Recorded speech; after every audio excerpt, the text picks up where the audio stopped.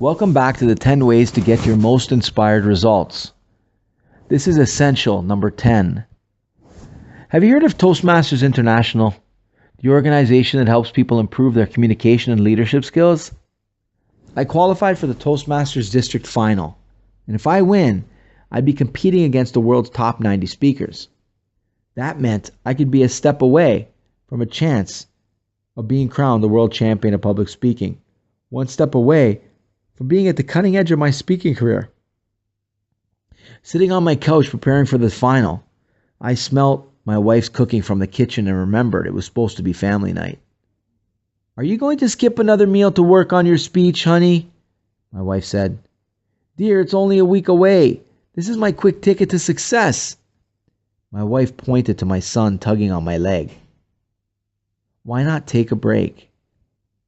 "Sweetheart, I can't. I have so many unanswered questions, like what parts of the speech should I keep and what should I cut?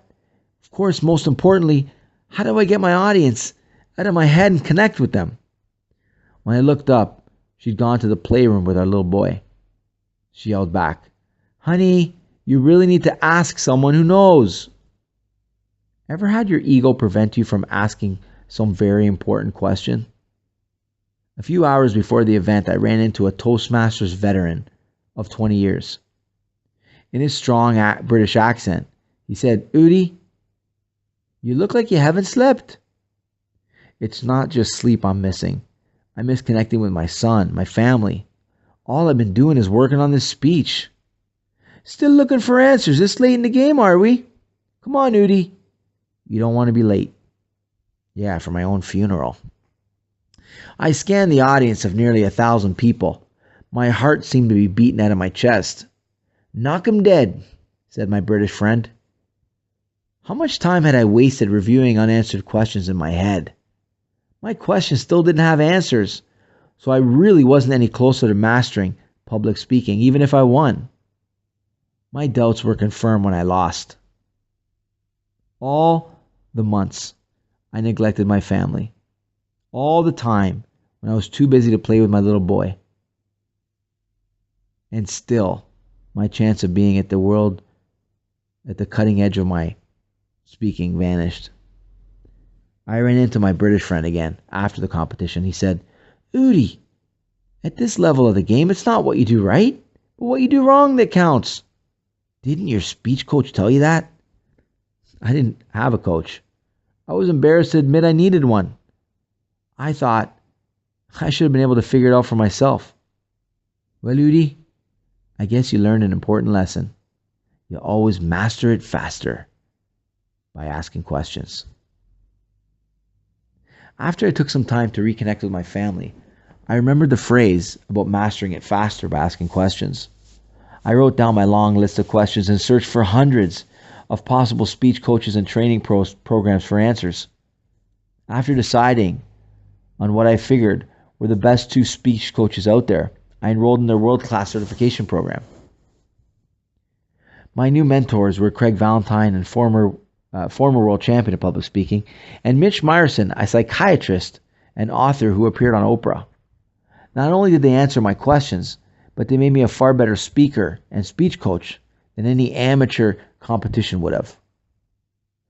My Toastmaster friend was absolutely right. You always master it faster by asking questions. And today I'm a far better speaker, and I'm a man who's still afraid. Not of asking questions, but not asking questions.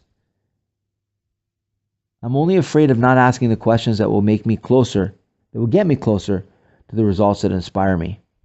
The Psychology of Speaking coaching program that I offer speakers is all about how to get out of your head and connect with your audience. And I'm grateful for the Toastmasters experience that taught me so much about that.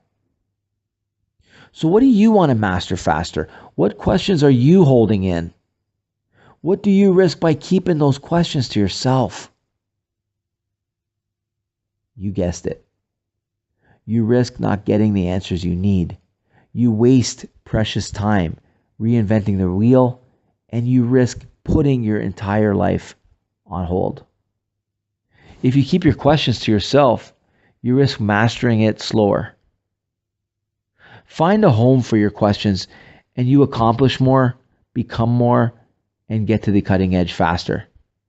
Dr. John F. DeMartini, a mentor and friend, says that the quality of your life is based on the quality of the questions you ask. Why not take a moment to list a few of your highest priority questions related to helping you get your most inspired results?